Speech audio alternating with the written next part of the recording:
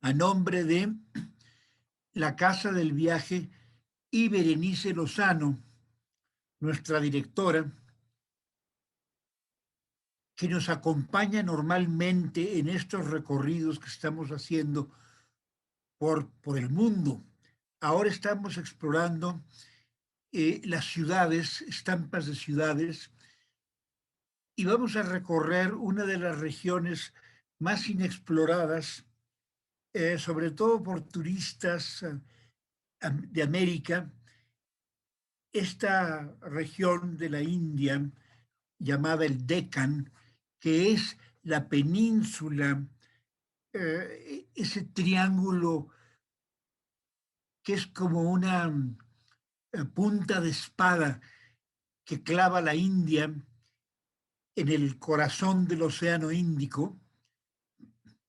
Toda esta región del sur, que es una de las áreas de los sitios más eh, interesantes, pues no solo de la India, yo diría que de Asia y del mundo, por lo sui generis de su estilo, por lo diferente que es a los conceptos usuales que tenemos de la India. Les puedo decir que de cada 10 viajeros que van a la India, quizá uno se aventure a explorar el sur. Y la verdad es que se pierden, hoy lo vamos a ver, de una región con, con una historia no tan antigua como la del norte. En el norte nos podemos remontar a 3 milenios antes de Cristo. En el sur no tanto, pero todas las civilizaciones que a partir de el 300 de nuestra era, el 400, civilizaciones hindúes como los Palavas, los Chalukyas, los Cholas, de quienes platicaremos el próximo jueves, y posteriormente los sultanatos, es decir, estos reinos musulmanes que se establecieron en el sur, eh, entre todos han tejido una de las más apasionantes historias del continente asiático. Nos cuentan tantas leyendas y, ¿qué les puedo decir? Y nos han dejado testimonios de su cultura, de su refinamiento, de su sofisticación, a través de construcciones, de la poca literatura que se ha logrado salvar de toda la que escribieron, porque eran pueblos amantes de la poesía, sobre todo los musulmanes del sur. Vamos a dar inicio a este recorrido donde empezó. Aquí en la fotografía estamos viendo la ciudad de Golconda, las tumbas de los Kuli Kutub Shahs, pero vamos a iniciar desde el principio. Delhi, la capital de la India, se encuentra más o menos a esta altura, sobre el río Yumna. Más o menos por aquí se encuentra Delhi. Cuando los aztecas estaban fundando Tenochtitlan, es decir, cuando Acamapichtli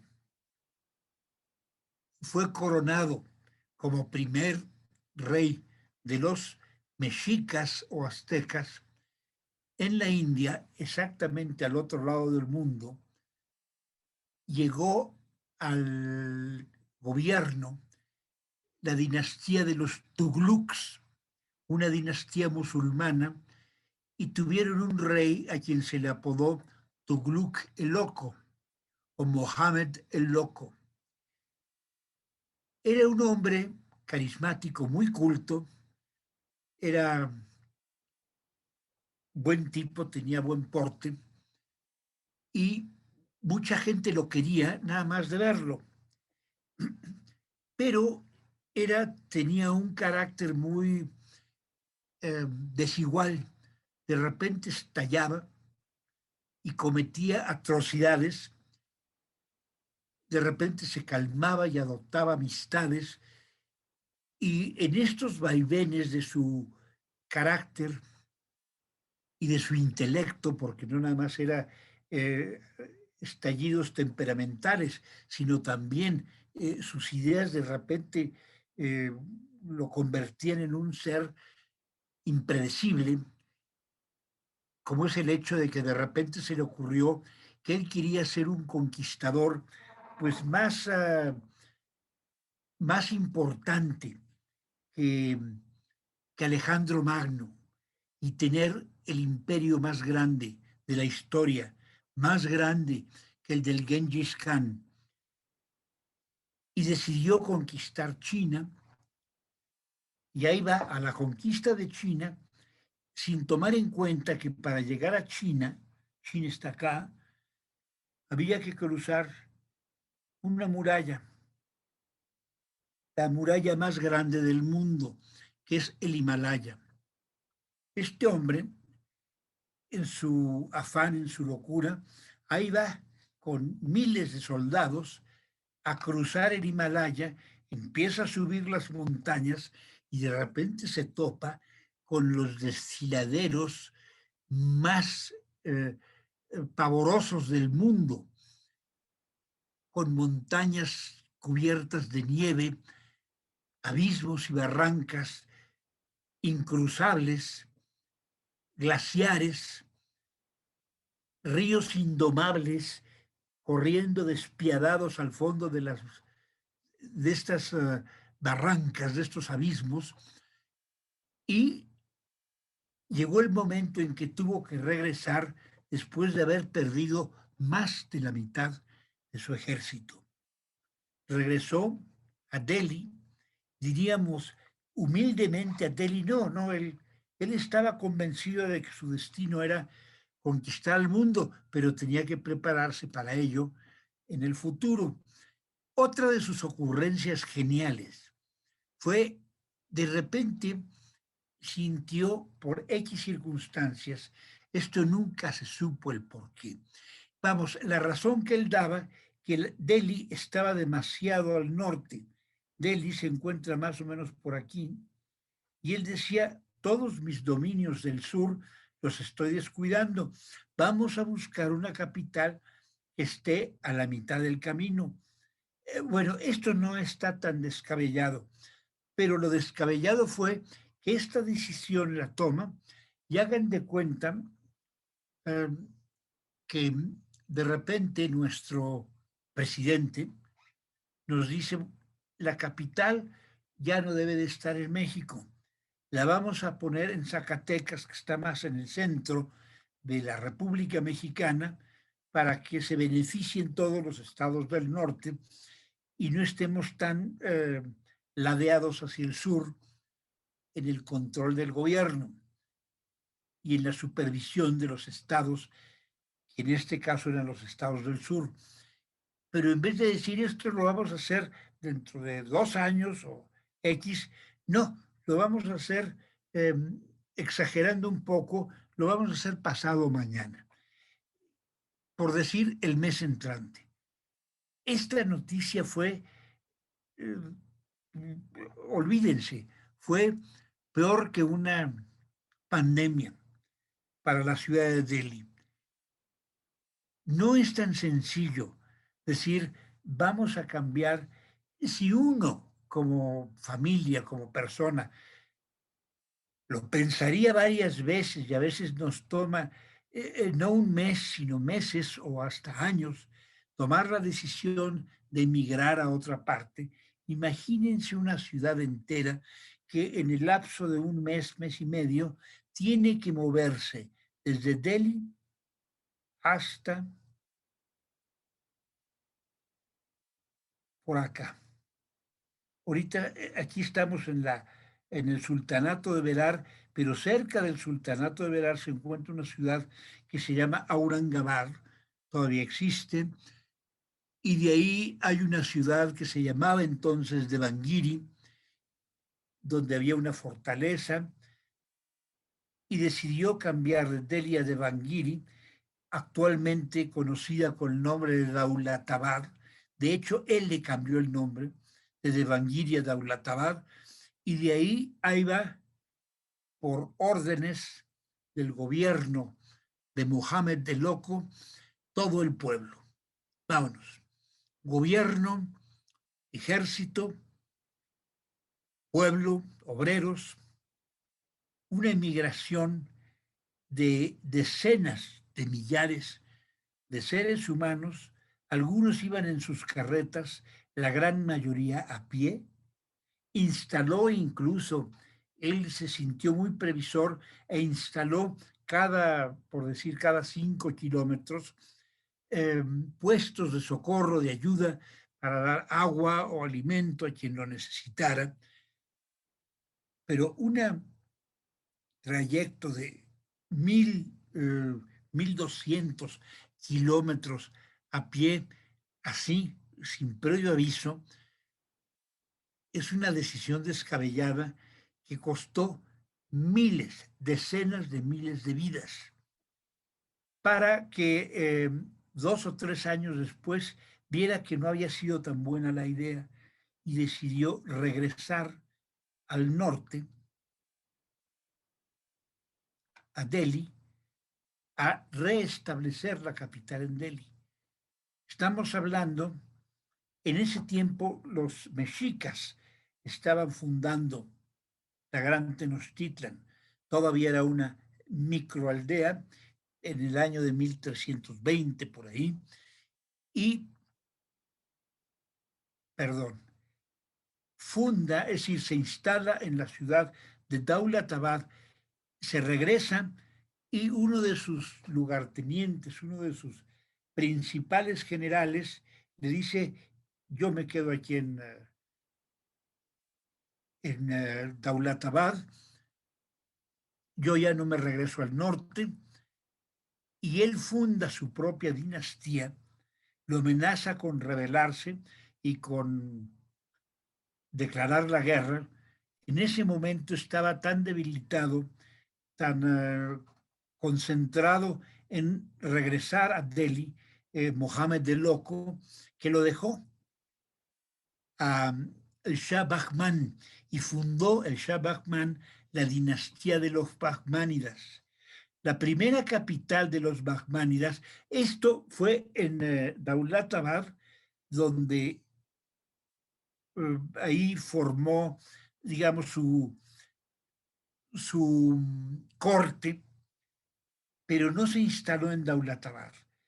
Daulatabad está aquí, como les decía, él se fue hacia Gulbarga, en lo que actualmente es la provincia de Karnataka, para ahí establecer la dinastía, la sede de la dinastía.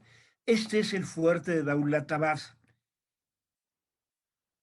Normalmente se pasa por alto cuando se hace la visita de Ellora. Siempre que visitamos las cuevas de Llanta y sobre todo Ellora, pasamos a un lado de esta ciudad.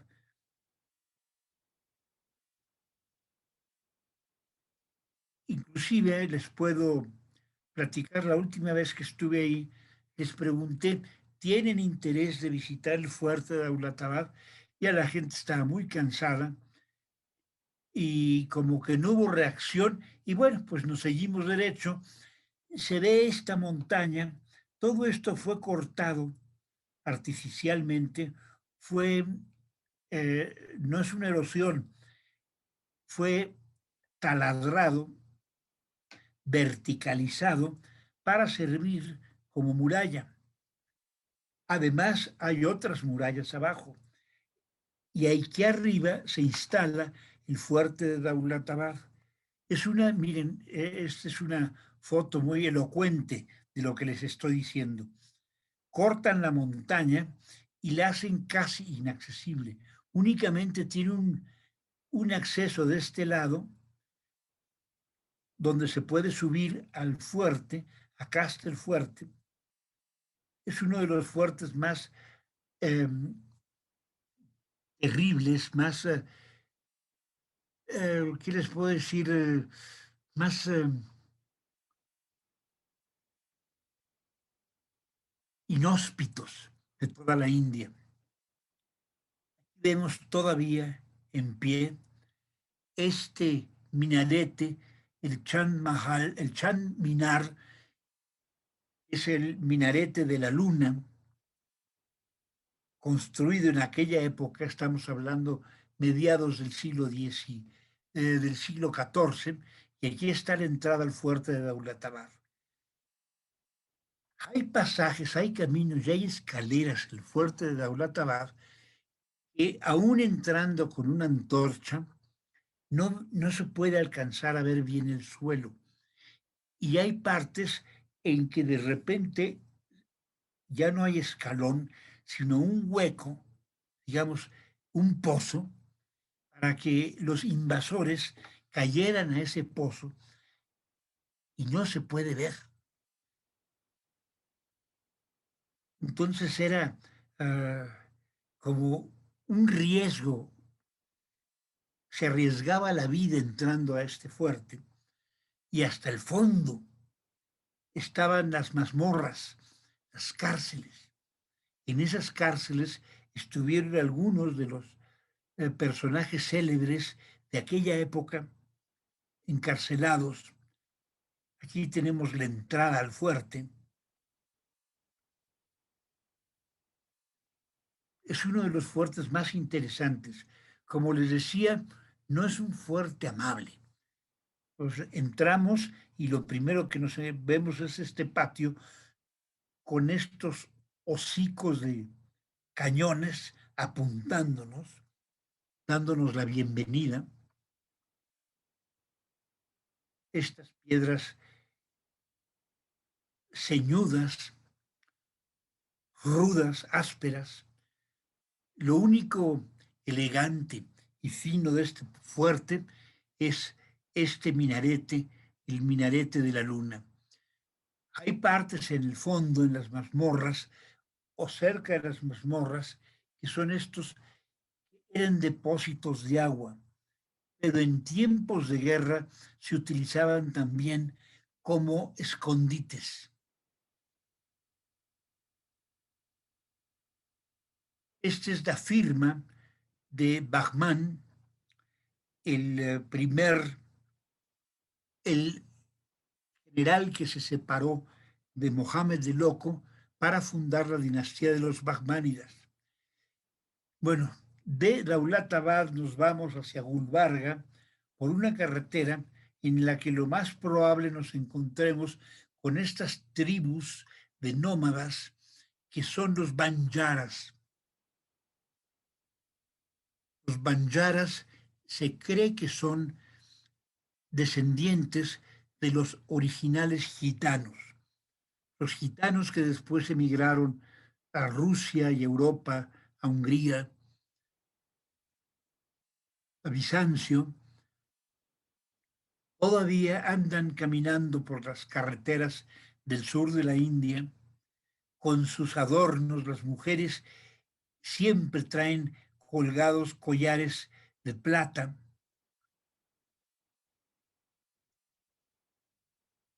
y se adornan mucho. Estas son sus telas, las venden en comercios. Ellos casi nunca tienen estos comercios. Estos comercios los atienden mercaderes musulmanes o hindúes, pero rara vez son banjaras los que atienden estos establecimientos, porque los banjaras, les repito, son emigrantes nómadas que andan con sus vestidos adornados por toda la India,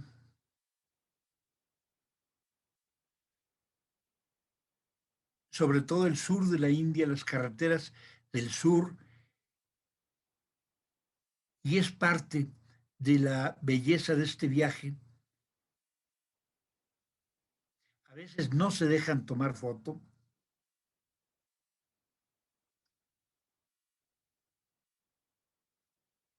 Y no es gente agresiva, ¿eh?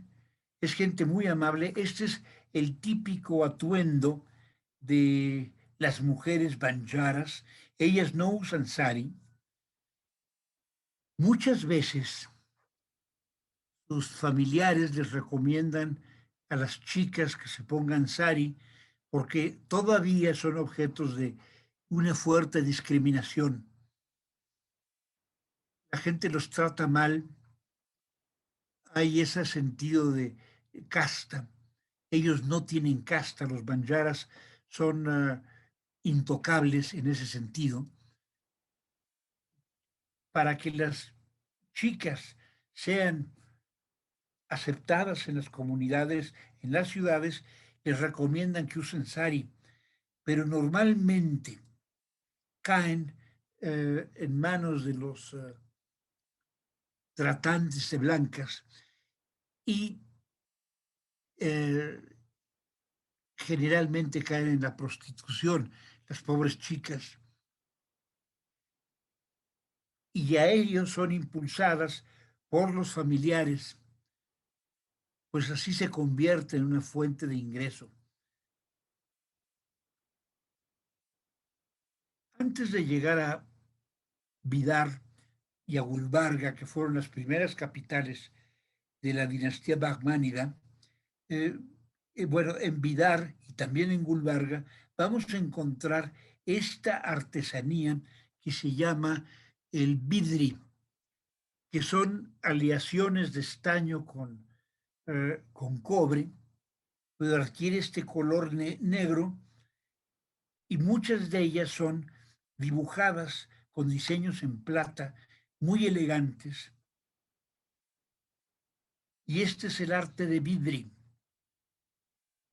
Únicamente, bueno, se puede encontrar a otros precios en Delhi y en Bombay o en Hyderabad, pero en estos pueblos se puede encontrar precios muy accesibles y es un tipo de...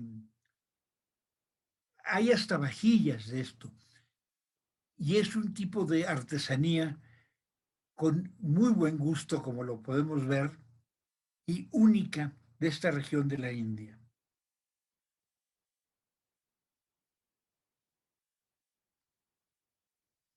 Este es otro tipo de las artesanías que hay en el sur de la India. Estos gallitos o pavos reales.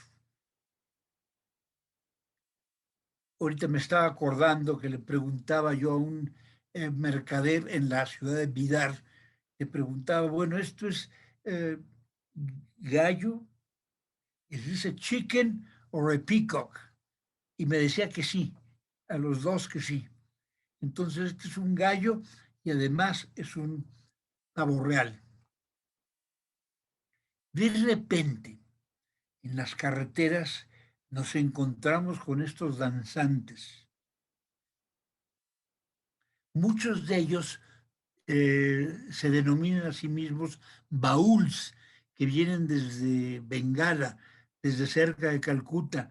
Otros son pueblos nómadas que andan caminando por las carreteras pintados como tigres y haciendo danzas que generalmente son episodios del Mahabharata.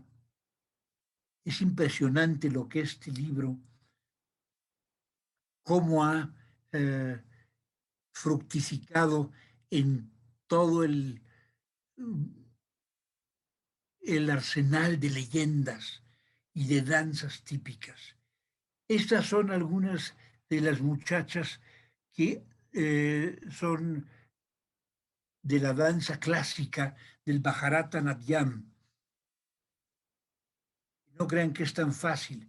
Es una danza que les toma 20 años dominar y tienen que empezar muy jóvenes, como a los 6 7 años, para ir acostumbrando a sus huesos, a sus músculos, a que tengan esa flexibilidad desde antes de que maduren y se empiecen a endurecer sus articulaciones. Ellas bailan no solo con las manos y con el cuerpo, sino también con los gestos, con la mirada, con los ojos. Y esta es pintura popular, sobre todo en la ciudad de Mysore, pero la encontramos en diferentes partes en el estado de Karnataka. Esta es una pintura representando a Durga, la diosa, encarnación, reencarnación de Parvati, la consorte de Shiva, que ataca a un demonio que se convierte en búfalo, Mahisha, y ella normalmente cabalga sobre un león, aquí la vemos sobre un león, o sobre un tigre. Y aquí vemos la pareja de Shiva y Parvati sobre el toro de Nandi en estas pinturas populares, naives, que le llaman, aquí las venden como kalamkari.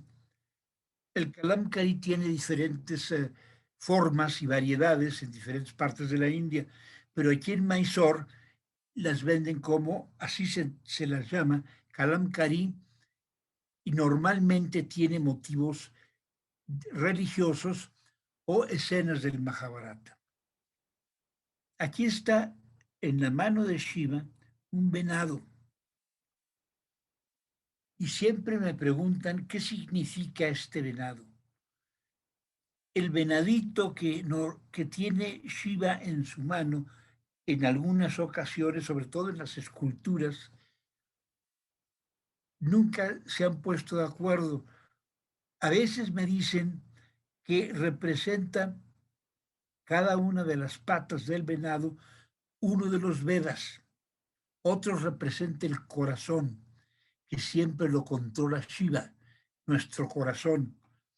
Y otros que representa la mente, siempre brincoteando, y la única forma de controlarlas a través de la meditación auspiciada por Shiva. En fin, en Mysore también hay en el estado de Mysore y en la ciudad de Mysore, pero todo lo que es Karnataka, antes se le llamaba el estado de Mysore. Todavía en mis primeros viajes se le llamaba Mysore, después cambió el nombre a Karnataka.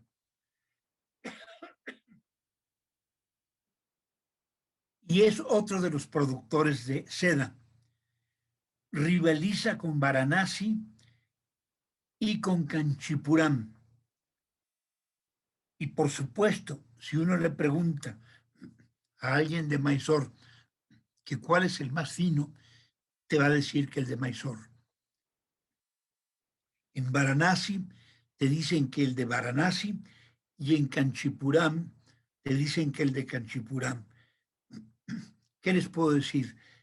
Los aris o las telas, las sedas, en estos tres lugares son de una belleza que no las va a poner uno a competir. Uno las ve igual de hermosas, de irresistibles, porque es una tela mágica con esos tornasoles naturales que tiene. Aquí ya llegamos a la ciudad de Gulbarga. Este es ya restaurada la mezquita del Viernes, originalmente construida alrededor del año de 1400.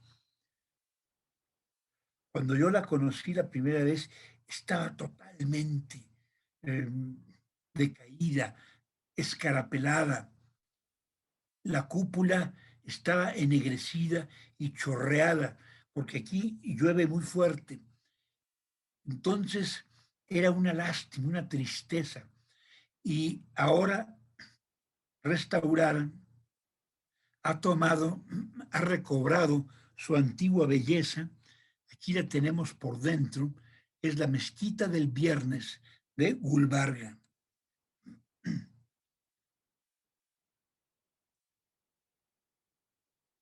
Y este es el mausoleo de Ahmed Bahman, Bahman Isha, también del siglo XV, en la ciudad de Gulbarga. La ciudad de Gulbarga, como otras ciudades de esta provincia de Karnataka, como Bidar, otra de las ciudades de Karnataka, ha tomado un nuevo impulso. La primera vez que yo fui no existía esto. En la actualidad este es el hospital, el nuevo hospital general de la ciudad de Gulbarga. Y obviamente cuando se ve, dice uno, bueno, y este que es un palacio, es muy llamativo para una ciudad perdida, allí en la provincia de la India, perdón, este es el templo Sikh, el Gurudwara en Gulbarga.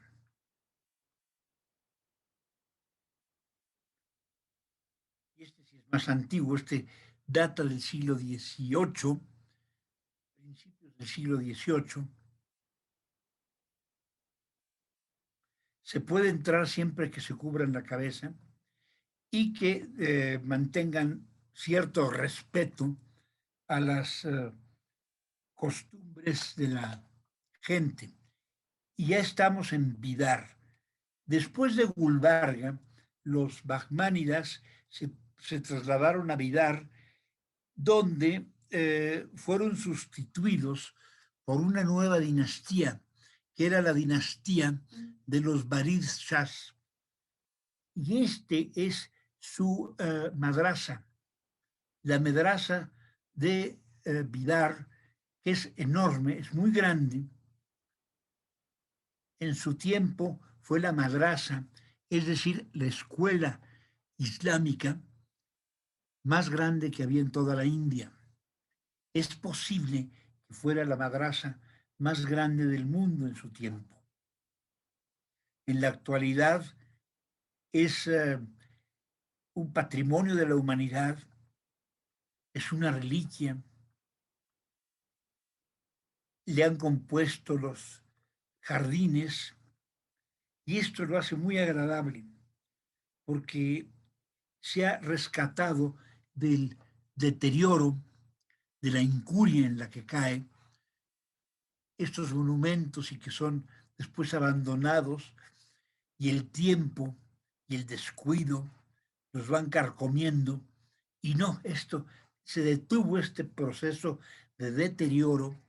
A veces la fuente está funcionando. Entonces es bellísimo este conjunto. Y esta es la entrada al fuerte de Vidar. Todo el panorama de la ciudad de Vidar tiene esta característica, esta piedra o estos ladrillos rojos. Nunca se me va a olvidar cuando la primera vez fui y visité Vidar. Bueno, aquí hay una calzada donde se puede caminar, pero cuando yo la visité la primera vez, todo esto era tierra, tierra que con las lluvias se había convertido en un lodo. Por cierto, muy bello el lodo, parecía arcilla para esculpir, pero no podía uno caminar 3 pasos porque las suelas del zapato se iban impregnando con este lodo pegajoso y al rato traía uno una suela gruesa, como si fueran estos zapatos de buzo, y que lo hacía muy difícil caminar. Y cada 10 pasos tenía uno que detenerse para limpiarse el lodo. Incluso me acuerdo el guía que nos regaló unas ramas, unos palitos, ¿verdad? Para limpiarnos el lodo de los pies. impresionante fuerte. Esta es una de las reliquias que nos ha dejado el Islam en el sur de la India, el fuerte de Bidar. La dinastía de los Barid, que duró más o menos del 1480 a mediados de 1500, fue junto con los de Villapur y de Golconda de de las dinastías de sultanes más cultos, más amantes de las bellas artes y de la belleza.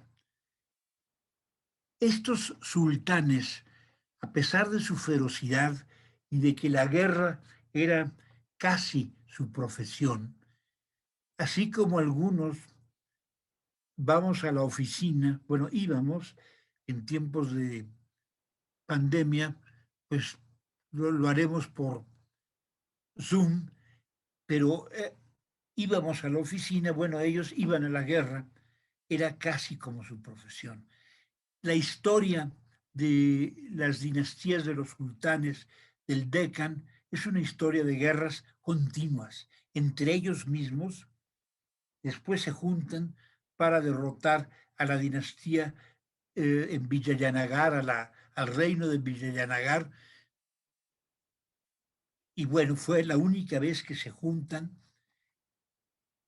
pero tanto los Barid de Vidar como los Kuli Kutub de Golconda, como los Adil Shahis de Bijapur, eran estos musulmanes ilustrados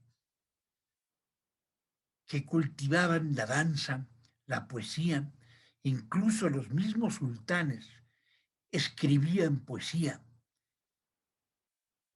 Y hay muchas historias de caminantes que llegaban a estas ciudades y pedían cita con el sultán, se las negaban y cuando les decía es que yo soy un poeta, a ver, pásele, les daban de entrada. Qué maravilla, ¿no? Eso habla de que dentro de todo lo que es guerra, prevalece el espíritu, prevalece esta parte del hombre, sobre todo del hombre sensible, que se eh, sujeta como a un salvavidas al cultivo de las bellas artes, para no hundirse en la barbarie, para seguir creciendo espiritualmente. Esta es otra de las murallas en el fuerte de Bijapur, de Vidar. Bueno, esta es la entrada al fuerte, ya la habíamos visto, y esta es la necrópolis donde estaban enterrados toda la dinastía de los Barids. Hay varias tumbas y era costumbre usual entre estos reyes del sur de la India, reyes musulmanes del sur de la India, de construir estos mausoleos en las afueras de sus ciudades para enterrar a sus monarcas o a la familia de los monarcas. Esto lo hicieron los Barids de Bijapur, de Bidar, los Adil Shahis de Bijapur y los Kuli Kutubs de Golconda. Estas son las carreteras que yo les recomiendo tomar. En la actualidad se han abierto carreteras ya de 4 carriles, lo cual facilita mucho el trayecto.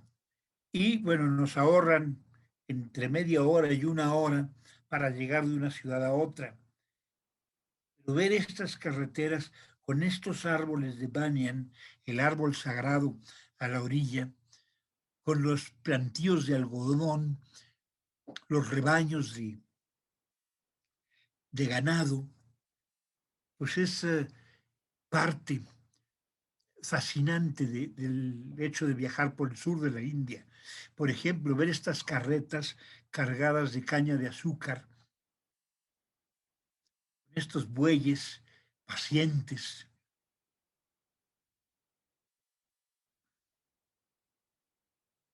Bidar tiene un sistema, todavía funciona, ¿eh? Un sistema copiado de los persas. Esto fue introducido por los persas, que influyeron mucho en las costumbres, en el arte y en la arquitectura de las ciudades del sur de la India, de las ciudades musulmanas del sur de la India, que son los carets. Fue un invento persa que data más o menos de 1500 años antes de Cristo, que son canales subterráneos que llegan a manantiales subterráneos y que poco a poco los van abriendo en una serie de túneles que llegan a tener kilómetros, como es el caso de la ciudad de Turfán en China, que llegó allá por influencia persa, como lo hay en varias ciudades de Persia, muchas ciudades muy antiguas de Persia, como Yazd, por ejemplo, y aquí en Bijapur, en Bidar, y también en Bijapur, encontramos estos carets o canales de agua que sirven para llevar agua a todas partes de la ciudad. Es un sistema para la gente del desierto, pero que sigue funcionando. Esta es la nueva carretera. Tenemos una supercarretera que, olvídense, pues es una delicia, pero se pierde un poco el colorido de los caminos más humildes que van cruzando aldeas y que, por supuesto, a veces están interrumpidos porque está pasando un grupo de carretas cargadas o de algodón o de caña de azúcar. Vean estos caminos. Son una maravilla. Esa es parte de lo que es la India. Y llegamos a la ciudad de Bijapur. Bijapur fue la más poderosa de estas ciudades del sur. Cuando llegamos a Bijapur nos llevan a ver este cañón, tiene su nombre, está bautizado con el nombre de el Malik y Meidán, pesa 75 toneladas, tiene 1,5 metros de diámetro en la parte exterior y este hueco tiene como 75 centímetros. Es un cañón, ahí se los presentan como el más grande del mundo. Lo mismo les dicen en Moscú, en el Kremlin, con el cañón Zar. Lo mismo nos dicen en Jaipur, con un cañón que tienen ahí. Es decir, hay varias partes en la India que tienen el cañón más grande del mundo. Bueno, pues Bijapur no se podría quedar atrás. Y aquí tenemos este cañón que nunca fue disparado. Vamos, fue disparado para probarlo. Y hablan de que la detonación era tan brutal, cimbraba la torre donde se encontraba, era como un terremoto y la gente, es decir, los eh, artilleros, tenían que meterse a un pozo que está atrás de mí, un pozo de agua, y en el momento que estallaba, ellos estaban sumergidos en el agua para que las vibraciones de la detonación no les fueran a romper el tímpano.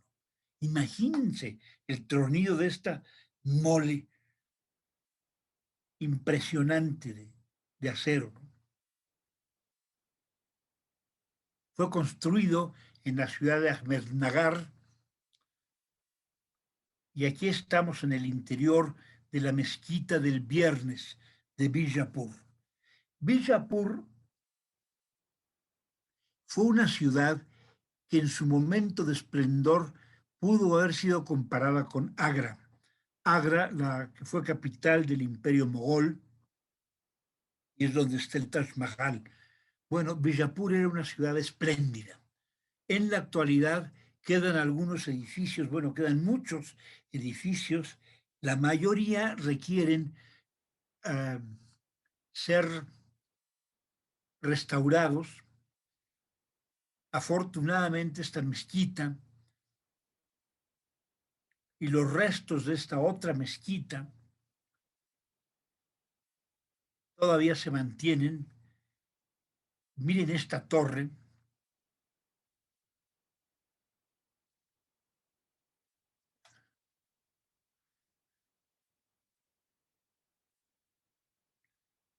Esta torre es el Upli Buruj, así se llama. Y era una torre para vigilancia, donde también hay dos cañones enormes que aparentemente, eso sí, fueron disparados. Y este es el Nari Mahal, que nunca se terminó. Este es un palacio que quedó inconcluso en Bijapur. Han pasado 500 años desde que se construyó y los arcos aún siguen en pie con esta piedra volcánica y que añade como cierta poesía a la nostalgia. Generalmente estas ciudades conservan en, su, en sus monumentos. Todos son como reminiscencias de una época de gloria que fue relativamente efímera. En los casos más largos habrá durado 200 años. Ahora, Bijapur era la más poderosa de todas estas ciudades del sur. Este es el Yagan Mahal,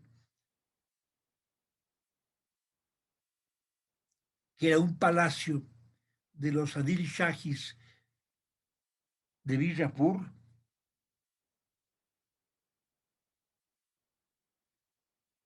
Esta mezquita,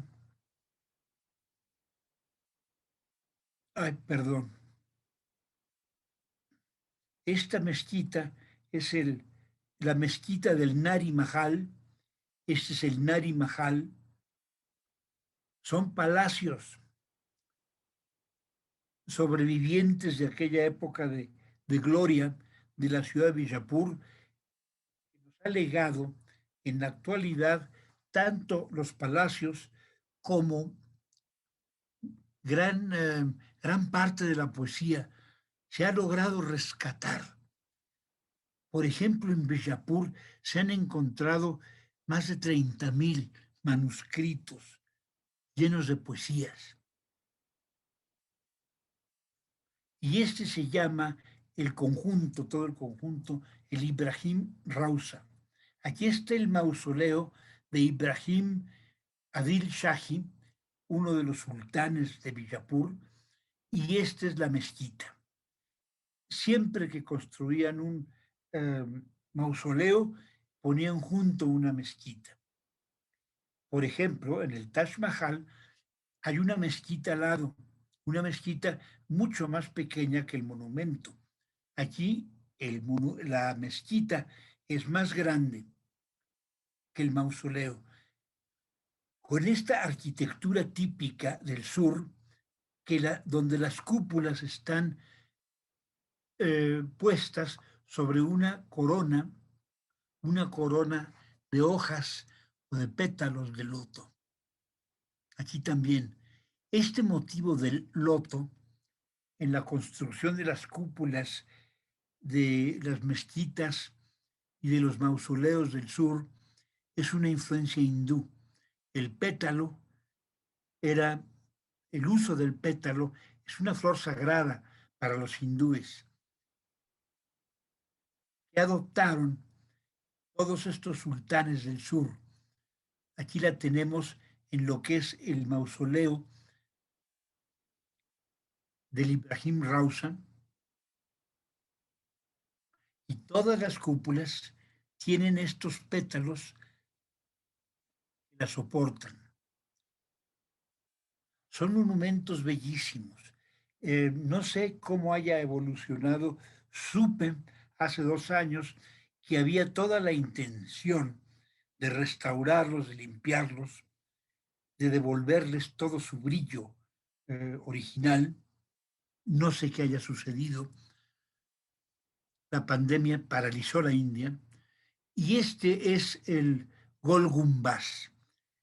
Es el mausoleo para un monarca el más grande que hay en la India. El Gol Gumbaz, cuya cúpula, únicamente la de San Pedro, es más grande que esta.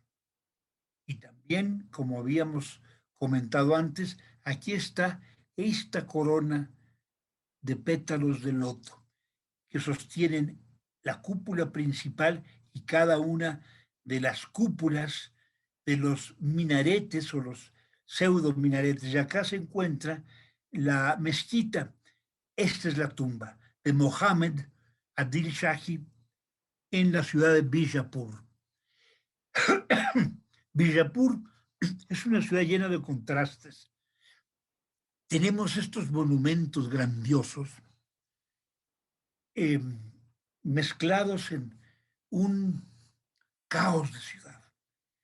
Una ciudad de callejas, de ruinas. Cuando llega uno dice uno, pero ¿qué es esto? ¿Qué cosa tan horrible? Y yo recuerdo al único grupo que he llevado ahí, ya les había advertido, ¿no? Que no se espanten porque Bijapur, vamos, hay que escarbarlo, hay que recorrerlo bien para ver los, los recuerdos de su grandeza, porque el resto de la ciudad era de verdad infernal, como lo es Agra, por ejemplo. Agra, uno piensa que junto al Taj Mahal es una ciudad llena de jardines. No, es una ciudad caótica, sobrepoblada, con un tráfico espeluznante, tuk-tuks corriendo por todos lados. Así es Bijapur. Pero estos monumentos y toda la historia que tiene justifican el viaje. Este ya lo habíamos visto, es la mezquita en el Ibrahim Rausa. En Bijapur hay, bueno, artesanías de toda Karnataka y también hay fabricantes de este instrumento que se llama la tabla. Es un tambor, son tambores, dos tambores, y la tabla es el juego de los dos tambores. Y aquí estamos en una de las ciudades más fascinantes de la India. Nunca se incluye en los recorridos porque no es una ciudad fácil. Estamos hablando de Hyderabad. En la actualidad, Hyderabad ha tomado un auge, sobre todo en la industria tecnológica, toda la industria del cómputo y de estos sistemas avanzados. Hyderabad ha sido una de las pioneras en el desarrollo de esta industria. Es una ciudad básicamente musulmana y es una de las ciudades más frenéticas en las que yo haya estado. No tiene esta... Hay ciudades sobrepobladas en la India, pero no se siente esa eh, población, ese tráfico, esa intensidad como desquiciada, como que nos va a devorar. Y eso tiene Hyderabad. No les digo, intimida. Es una ciudad básicamente musulmana y es un carácter que ni Bombay lo tiene. Bombay, con todo que es la ciudad más grande de la India, no se siente uno aplastado o devorado por esta población. y sin embargo es irresistible. Los mercados de Hyderabad, este tráfico desquiciado siempre, a todas horas, sus viejas mezquitas, sus palacios, es un carácter muy distinto al carácter que encontramos en, incluso en un Delhi, en un Bombay, son más tranquilas, a pesar de que tienen más gente, a pesar de los gritos, no intimidan como intimida Hyderabad. Hyderabad está construido en torno a este monumento llamado el Charminar o el Cuatro Minaretes. ¿Qué es este monumento? Nadie lo sabe. ¿Por qué se construyó? Nadie lo sabe tampoco. El sultán que lo mandó construir nunca dijo cuál era el propósito. Hay mucha gente que cree que simplemente lo mandó construir como para marcar el centro y el corazón de la ciudad, de donde iban a partir las dos avenidas que se entrecruzan aquí y que iban a formar el cuadro de la nueva ciudad, porque antiguamente vivía, la ciudad era Golconda. Llegó un momento que la gente no cabía en Golconda, entonces se construye Hyderabad. Esta es una estampa del emperador Aurangzeb conquistando Golconda. Aquí se puede ver el fuerte de Golconda. Bueno, aquí vemos otra vez el Charminar, las mujeres musulmanas. Aquí siente uno incluso estas mujeres cubiertas que no ve uno en otras partes de la India, también intimidan. Siente uno como una especie de, al principio, se siente uno como intrusivo en la intimidad de una ciudad. Y esto es el fuerte de Golconda. Ahora lo veremos bien. Regresamos a Hyderabad, nada más para mostrarles ciertos monumentos. Este es en un lago que hay en el centro de Hyderabad, está esta Buda, esta estatua de Buda,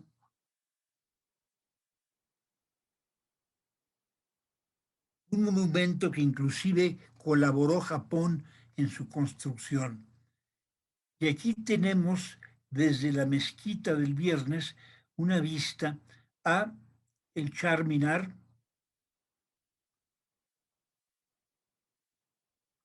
esta proliferación de tuk-tuks, que es un sistema de transporte fabuloso. Personalmente yo los adoro, porque subirse a uno de ellos y recorrer las ciudades de la India es una delicia en un tuk-tuk.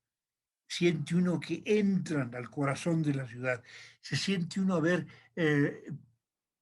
ingresado en el flujo de la circulación de las venas de la ciudad y deja uno de sentirse turista. Este es parte del inmenso palacio que se llama el Chau Mahal. Y vean, en verano Hyderabad tiene un problema que se inunda. Llueve mucho en la época de los monzones y vean, esto sigue siendo uno de los problemas de Hyderabad. Yo no recomiendo visitarlo en verano. El clima es muy caliente y muy húmedo. Y vean Hyderabad bajo el coronavirus. Nunca lo he visto así, ni a las 3 de la mañana.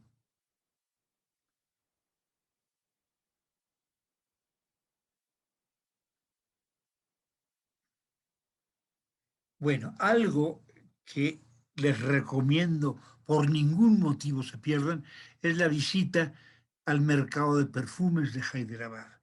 Es el mercado de perfumes, yo creo que es el más fascinante del mundo. En Delhi hay una tienda de perfumes que es la de Yorimal, que es muy vieja, pero es muy pequeña ya, ya es una reliquia En cambio, aquí nos vamos a encontrar con todo un mercado. Hay muchas tiendas de perfumes con estos perfumeros que son los alquimistas de los aromas.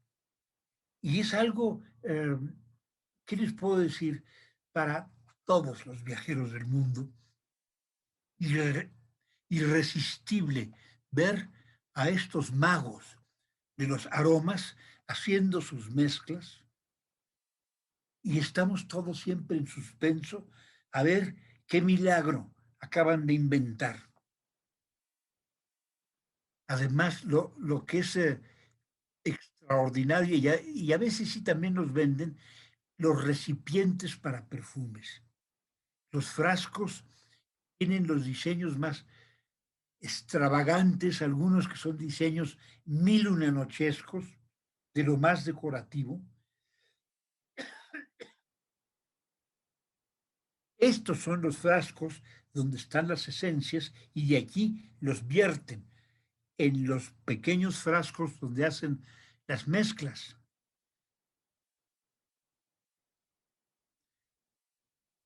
Y aquí pueden ver este hombre, musulmán también, que es el maestro de los atars, así se llaman, o itar. Los, los mercados de Hyderabad eh, son tan fascinantes o más que los mismos de Delhi. Por ejemplo, el mercado de Sharan, el mercado de Mossam, el mercado de Monda, el de Mawar. Y yo siento que cuando un grupo viaja a Hyderabad, lo menos que uno debe de hacer como conductor del grupo es darles una tarde a los viajeros para que se vayan y se pierdan en estos mercados. El mexicano no lo resiste. Este es un hindú con su vaca adornada, me imagino que esto es para el Festival de las Vacas, en que les pintan los cuernos, en un sentido literario, ¿eh? No estoy siendo, eh, no estoy usando metáfora. Sí les pintan los cuernos de diferentes colores, les ponen flores y las llevan a las vacas a desfilar. Y lo impresionante es, parece, casi se siente que la vaca está disfrutando esa celebración y esas flores que se le ponen. Sabe que está siendo objeto de un homenaje, de una fiesta para ellas.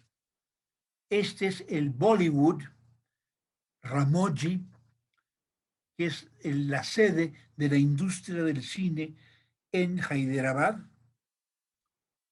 Muy importante, hacen como 200 y pico de películas al año. Y vean, esta calle,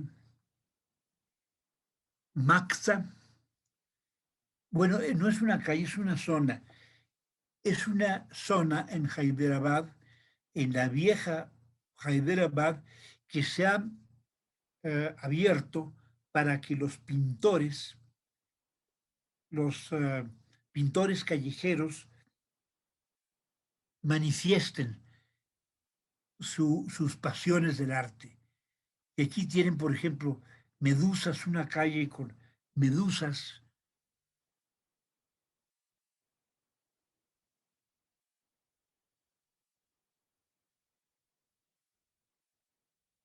De repente se topa uno con verdaderas obras de arte.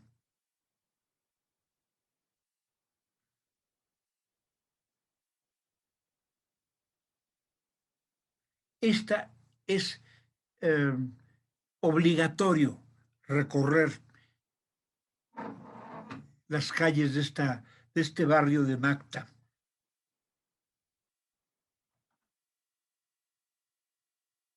Poco a poco va cundiendo, va creciendo. Y los grafiteros respetan las pinturas que se han hecho. esta zona antigua.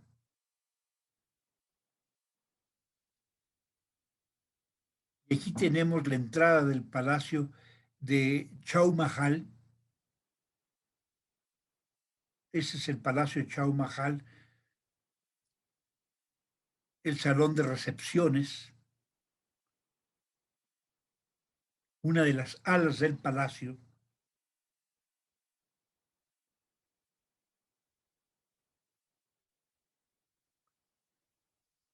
Y este es Mohammed Quli Qutb, el fundador de Golconda. Y aquí estamos en el fuerte de Golconda. Es un conjunto de fortalezas, la que tiene más historia.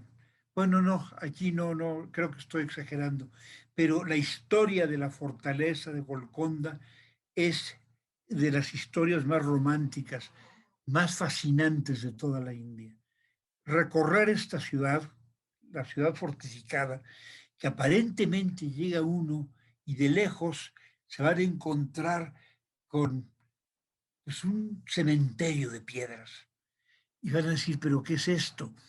Afortunadamente, los jardines y muchas de estas piedras las han colocado en su lugar original y sin reconstruirla, está bastante restaurada y el recorrido, tanto por estos pasadizos, por estos sótanos, entre todas estas torres, murallas y palacios de Golconda, es un viaje a través de los 150 años que vivió Golconda. Golconda, de las ciudades del Deccan, de las ciudades musulmanas del Deccan, es decir, la más antigua es Gulbarga, después es Bidar, después tenemos a Bijapur, que fue la más poderosa y la más bella, y la última en morir fue Golconda. 6 meses estuvo asediada por los ejércitos de Aurangzeb, el último de los grandes mogoles. Él la sitió y no podía conquistarla. Y la ciudad no moría, ¿no? Él decía, bueno, que se mueran de hambre. En alguna forma se ve que había pasadizos por donde llegaba el alimento, pero la ciudad aguantó los sufrimientos durante 6 meses, hasta que un traidor, uno de los eh, lugartenientes del ejército del sultán, Quli Qutb, abrió las puertas de la muralla y entró Akbar, no, perdón, Aurangzeb, el último de los grandes mogoles, casi a principios del siglo XVIII, estamos hablando por el 1690, entró y arrasó con Golconda. Esta ciudad que había sido emblema de riqueza, de prosperidad, de fuerza, de arte, de poesía, la ciudad que producía los más bellos diamantes en el mundo, la ciudad en la que incluso en Europa se hablaba en las reuniones e incluso en las poesías, se mencionaba Golconda como un lugar mítico, donde la riqueza era incalculable. Y fue una ciudad de las más ricas de la India. Estos son los baños en la ciudad de Golconda, en las ruinas de Golconda, parte de una de las murallas, porque eran varias murallas, varias líneas amuralladas en la ciudad. Algunas torres todavía sobreviven con sus cañones, ya están muertos, no son como cadáveres de cañones que durante 3 siglos no se han usado, cadáveres de palacios, estaban poblados por odaliscas y princesas y mujeres bellísimas.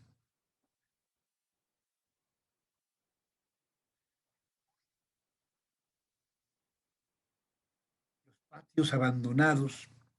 A veces vemos a los cuervos brincotear. Y se dice de Golconda, igual que se dice de Vijayanagar, todavía hay fantasmas, que todavía hay apariciones, que a las horas del crepúsculo siempre hay la aparición de presencias extrañas, sombras, voces, aromas que se dejan sentir entre las osamentas de esta maravillosa ciudad. Esta es la mezquita en la necrópolis de Golconda. La necrópolis es donde están enterrados todos los Kuli Kutubs, excepto el último. El último monarca de Golconda fue apresado por el ejército de Aurangzeb, fue trasladado a Daulatabad y encerrado en las mazmorras de ese fuerte tan poco gentil. Vamos, nunca tuvo Daulatabad el, el encanto poético de Golconda.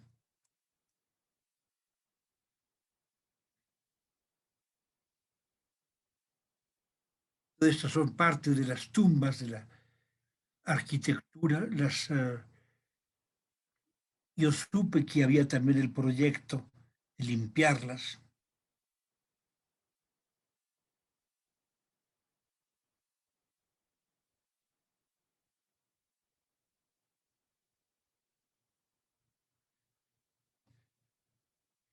Y con esto terminamos nuestro viaje por las ciudades. Vean, esta es una de las cúpulas de los mausoleos en la necrópolis de Golconda, y aquí tienen este motivo que se vuelve a repetir en la arquitectura del sur, que son los pétalos de loto. Ah, miren, algunos de los diamantes. Entre los más famosos está el Hope, el diamante azul, está el Orlov, el que le regaló el príncipe Orlov a Catalina la Grande de Rusia, el Regent, que estuvo en la empuñadura de la espada de Napoleón Bonaparte, y el más famoso de todos, el Koh-i-Noor. Koh-i-Noor, este es el Koh-i-Noor, la montaña de luz, que actualmente se encuentra entre los tesoros de la corona británica, en la Torre de Londres, el diamante más famoso de la historia. Pues les agradezco acompañarme en este viaje. El próximo jueves haremos un recorrido por las gemas hindúes del Deccan. Es otro tipo de concepto de la vida y del arte. Muchas gracias.